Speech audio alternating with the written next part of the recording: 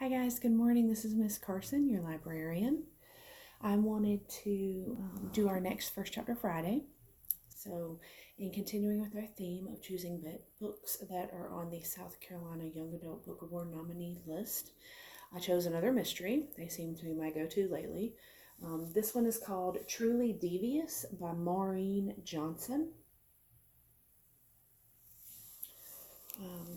So I'm going to read a little excerpt from about the book, and then I'm going to go ahead and start. There's a pretty long preface in this, so I'm going to read that one and then start reading chapter 1. So,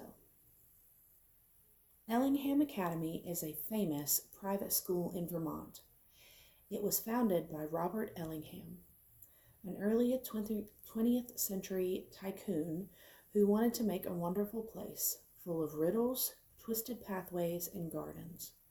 A place, he said, where learning is a game.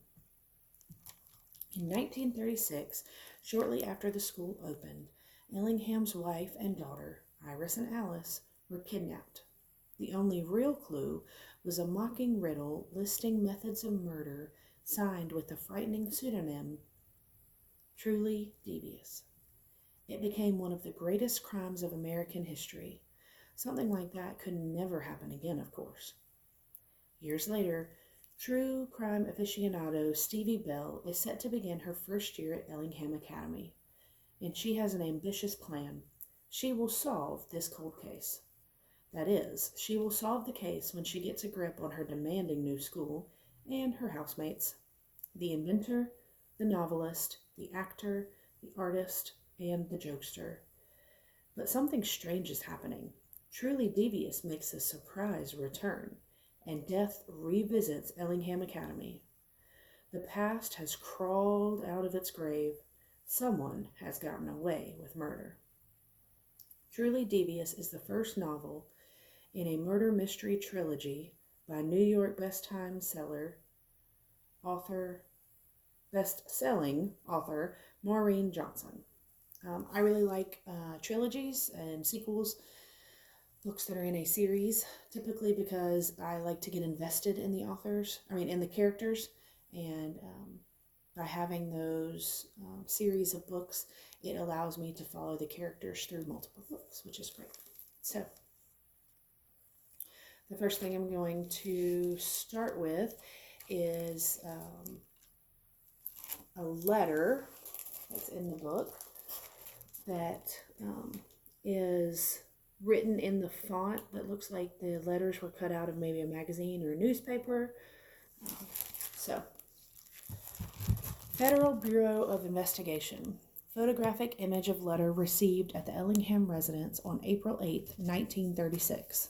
Look, a riddle. Time for fun. Should we use a rope or gun? Knives are sharp and gleam so pretty. Poison slow, which is a pity. Fire is festive, drowning slow. Hanging's a ropey way to go. A broken head, a nasty fall. A car colliding with a wall. Bombs make a very jolly noise. Such ways to punish naughty boys. What shall we use? We can't decide. Just like you cannot run or hide. Ha ha, signed Truly Devious. So I'm going to next read the preface. So, April 13th, 1936, 6 p.m. You know I can't let you leave. ... Fate came for Dottie Epstein a year earlier in the form of a call to the principal's office. It was not her first time there. Dolores Epstein wasn't sent for any of the normal reasons: fighting, cheating, failing, absences.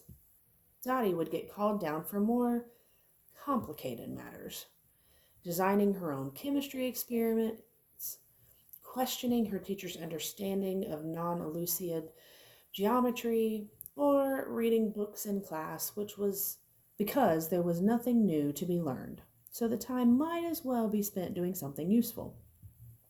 Dolores, the principal would say, you can't go around acting like you're smarter than everyone else.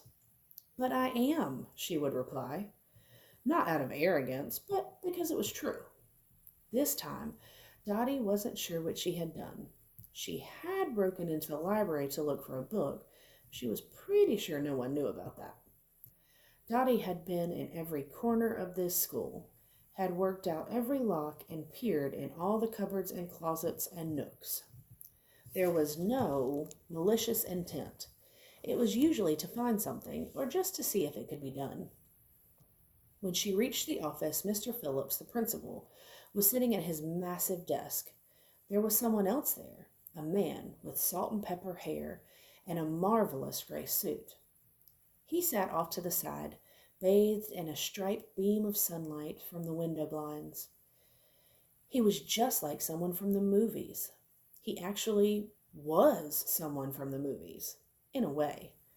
"Dolores," Mr. Phillips said, "this is Mr. Albert Ellingham. Do you know who Mr. Ellingham is?"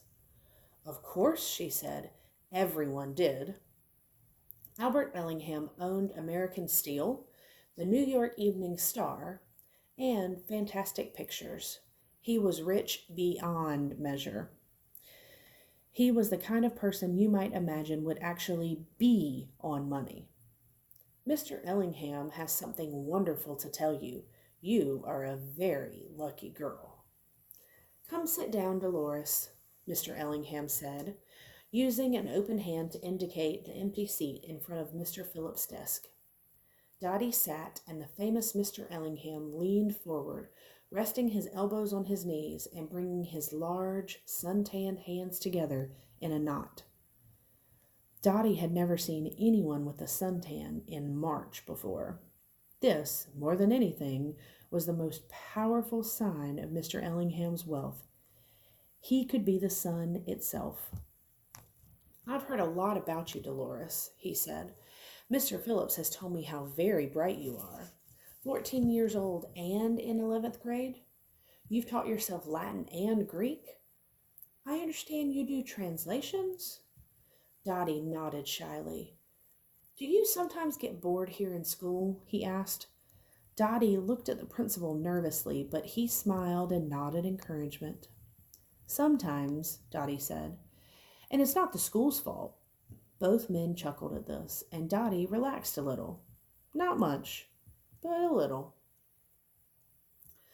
"I've started a school, Dolores," Mr. Ellingham went on, "a new school where people like you can learn at their own pace and in their own way, in whatever manner suits them. I believe learning is a game, a wonderful game." Mr. Phillips looked down at his desk blotter for the moment. Most principals probably don't think of learning as a game, but no one would contradict the great Albert Ellingham. Even if he said learning was a game, it was a game. If he'd said learning was a roller skating elephant in a green dress, they would have probably gone along with that too. When you have enough power and money, you can dictate the meaning of words. "I've chosen 30 students from a variety of backgrounds to join the school, and I'd like you to be one of them," Mr. Ellingham went on.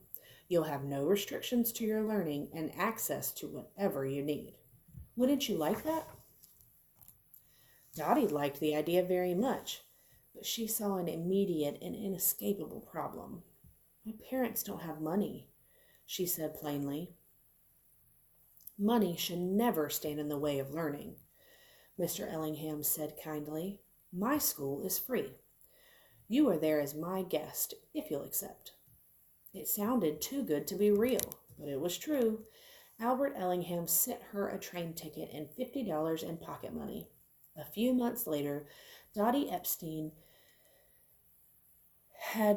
who had never been out of New York her entire life, was on her way to the mountains of Vermont and surrounded by more trees than she had ever seen. The school had a grand fountain that reminded her of the one in Central Park. The brick and stone buildings were like something from a story. Her room in Minerva House was large but cozy, and a fireplace. It was cold up here. There were books, so many fine books, and you could take out as many as you like and read whatever you wanted, with no library fines. The teachers were kind. They had proper science labs. They learned botany in the greenhouse. They learned dance from a woman named Madame Scotty, who ran around in a leotard and scarves and had giant bangles up and down her arm. Mr. Ellingham lived on campus with his wife Iris and his 3-year-old daughter Alice. Sometimes fancy cars came up the drive on weekends and people in marvelous clothes stepped out. Dottie recognized at least 2 movie stars, a politician, and a famous singer. On those weekends, bands came in from Burlington and New York, and music came out of the great house until all hours of the night. Sometimes Mr. Ellingham's guests would walk around the grounds, the beads of their dresses winking in the moonlight. Even in New York, Dottie had never been so close to a celebrity. The staff was careful to tidy up, but the grounds were vast and full of hiding places. So they left traces everywhere. A champagne glass here, a satin shoe there, endless crushed cigarettes, feathers, beads, and other evidence of the rich and wonderful.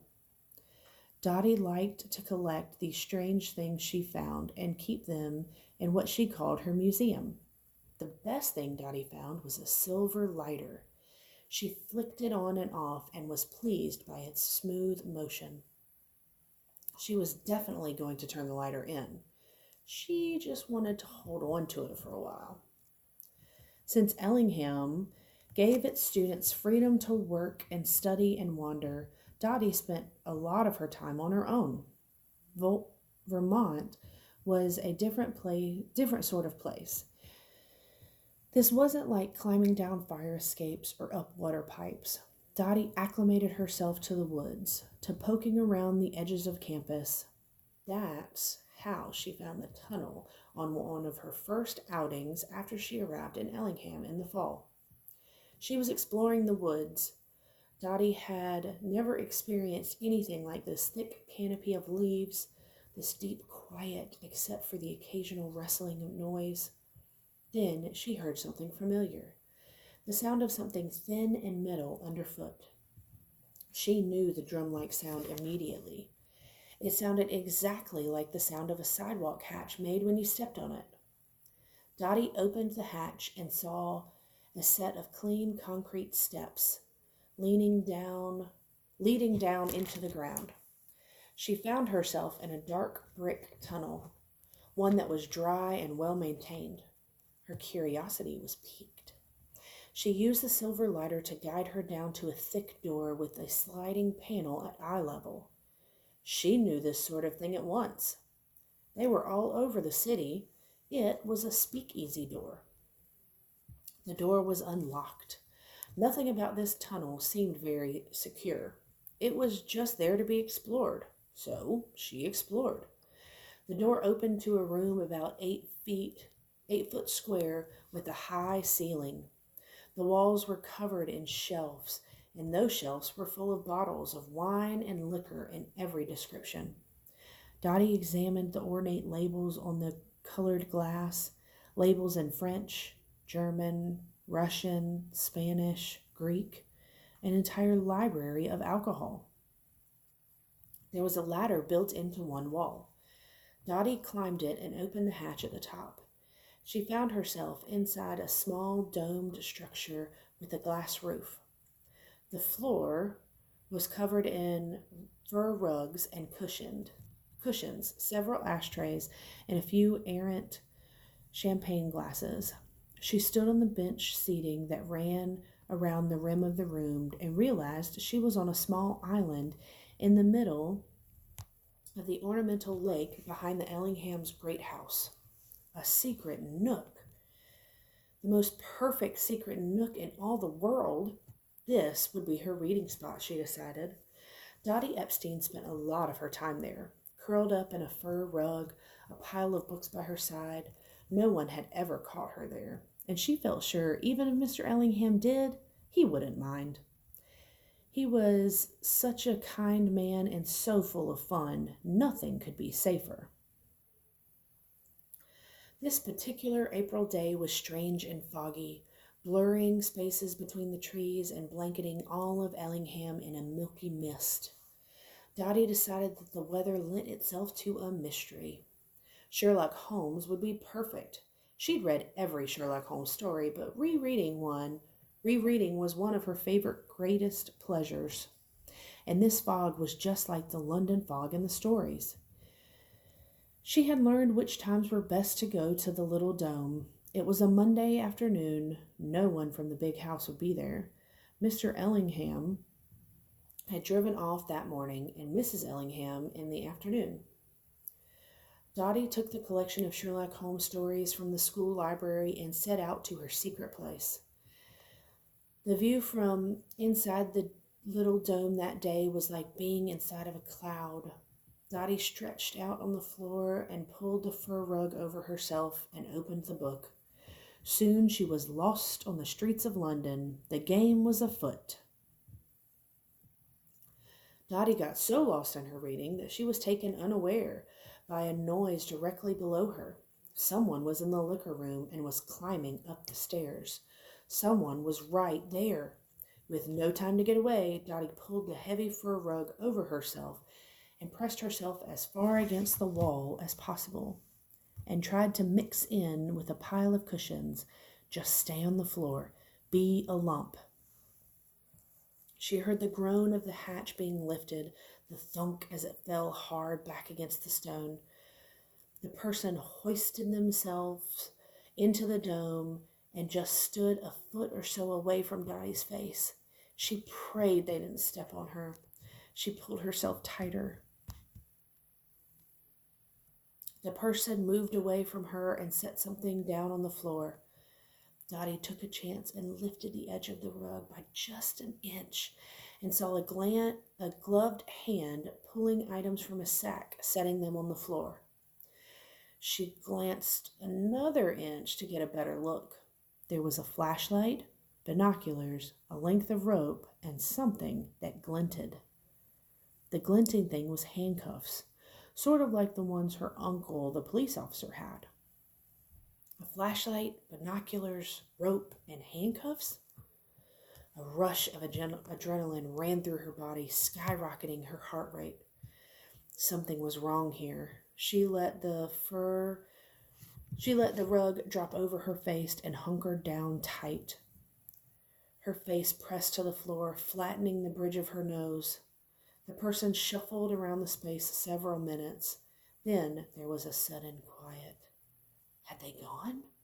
She would have heard someone leave down the hatch by her head.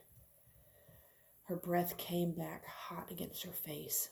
She had no idea what was happening, but it made her head light. She began to count in her head. When she reached 500, there was still no noise. She made the decision to slowly lift the edge of the rug again, just a finger width, just a touch more. No one was there in her line of sight. She inched it up a bit more. Nothing. She was about to lift it when... "Hello," said a voice. Dottie pressed herself into the floor. "Don't be afraid," the voice said. "You can come out." There was no point in hiding now. Dottie crawled out from under the blanket, clutching her book. She looked at the visitor and then at the objects on the floor. "Those are for a game," the person said. "Game? Of course." The Ellinghams loved games. They were always playing them with their guests. Elaborate treasure hunts and puzzles. Mr. Ellingham had filled the students' houses with board games like Monopoly and sometimes even came down to play. Flashlight, rope, binoculars, handcuffs. It could be a game. Monopoly had strange pieces too. "What kind of game?" Dottie said.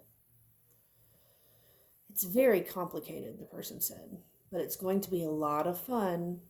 I have to hide." "You were hiding here too?" "To read," Dottie said. She held up the book and tried to keep her hands from shaking. "Sherlock Holmes?" said the person. "I love Sherlock Holmes. Which story are you reading?" "A Study in Scarlet." "That's a good one. Go ahead, read. Don't let me stop you." The visitor got out a cigarette and lit it, and then smoked it while watching her. Dottie had seen this person before. This was someone who might very well have been playing one of those Ellingham's elaborate board games, but Dottie was also a New York girl who had seen enough to know when something was off. The look in the eye, the tone in the voice. Her uncle, the cop, always told her, "Trust your instincts, Dottie. If you have a bad feeling about someone or something, you get out of there. You go and you get me." Dottie's instincts told her to get out, but carefully. Act normal. She opened her book and tried to focus on the words in front of her. She always kept a bit of pencil up her sleeve for taking notes. When the visitor looked away and out of the glass, she pushed the pencil down into her palm and she had perfected over time, and roughly drew a line under a sentence on the page. It wasn't much, but it was a way of making a note that maybe someone would understand if ... No one would understand. And if was too terrifying to think of. She shoved the pencil back into her sleeve. She couldn't pretend to read anymore. Her eyes couldn't track the words. Everything in her shook. "I need to get this back to the library," she said. "I won't tell anyone you're here. I hate when people tell on me." The person smiled at her, but it was a strange smile, not sincere, pulled too far at the corners of the mouth. Dottie became acutely aware that she was in a structure in the middle of the lake, halfway up a mountain. She ran all possible scenarios in her head and could see how the next few seconds were going to play out. Her heart slowed and the sound of the beating thudded in her head. Time was going very slow. She had read many stories in which death was present as a character, a palpable force in the room. There was such a force in the room now, a silent visitor in the space. "I have to go," she said, her voice thick. She started to move towards the hatch, and the person moved that way as well. They were like players on a chessboard, working things out and to an inevitable end.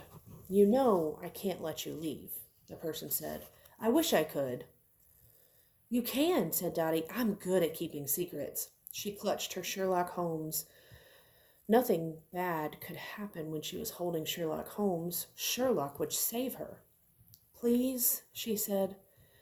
"I'm so sorry," the visitor said with what sounded like genuine sadness. There was exactly one move left in the game, and Dottie knew it was a bad one. But when you have no spaces left on the board, you do what you have to do. She lunged for the hatch opening. There was no time to try to get onto the ladder. She dropped the book and leaped into the dark hole.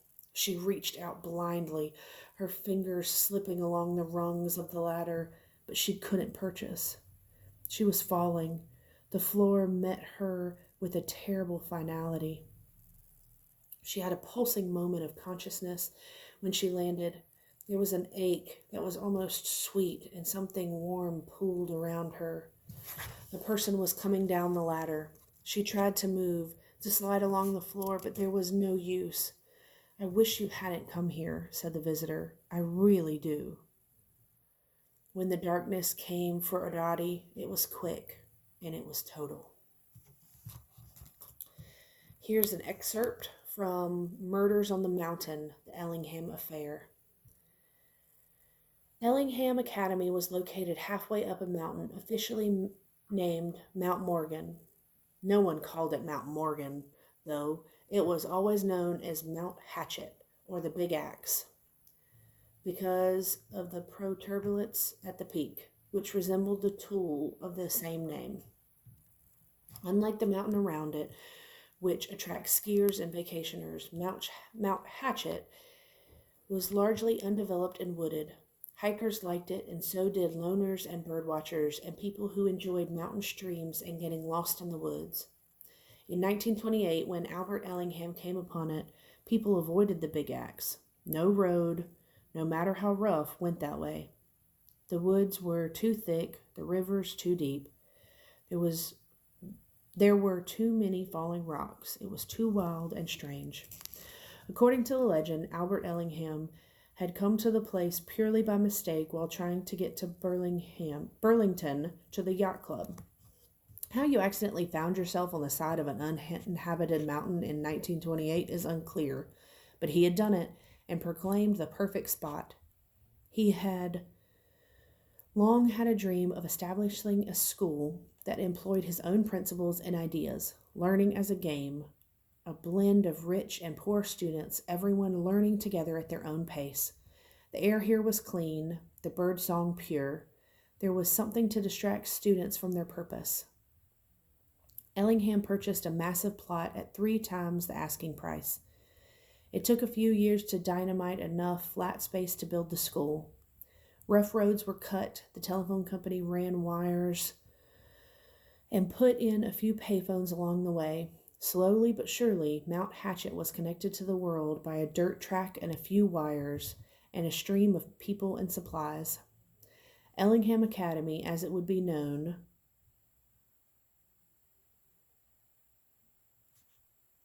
was not just going to be a school.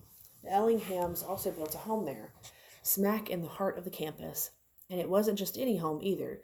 It was the grandest home in all of Vermont, as large as the largest buildings in Burlington and Montpelier. Albert Ellingham wanted to live in his experiment, in his seat of learning. The grounds were full of sanctuary. The property was crisscrossed and the pathways that made no real sense. The rumor was that Ellingham followed one of his cats, and a stone path made along any route it preferred to take because he felt cats know best. The rumor wasn't true, but Ellingham enjoyed it so much that there was another rumor that he first started himself. Then there were tunnels, the fake windows, the doors to nowhere, and all the little architectural jokes that amused Albert Ellingham to no end and made his parties infamously entertaining. It was said that even he didn't know the location of every tunnel or space, that he had allowed the various architects to put a few in as pleasant surprises. It was, in short, idyllic and fantastical, and may have remained as such had it not been for the foggy night in April 1936 when truly Devious struck. Schools may be famous for many things: academics, graduates, sports teams. They were not supposed to be famous for murders. So that was all the preface. I am going to read chapter 1. It's only about 4 pages. So, "The moose is a lie," Stevie Bell said. Her mother turned to her, looking like she often looked, a bit tired, forced to engage in whatever Stevie was about to say out of parental obligation. "What?" she said. Stevie pointed out the window of the coach. "See there," Stevie indicated a sign that simply read, "Moose." "We've passed 5 of those. That's a lot of promises, not one moose." "Stevie, they also promised falling rocks. Where are my falling rocks?" "Stevie." "I'm a strong believer in truth in advertising," Stevie said.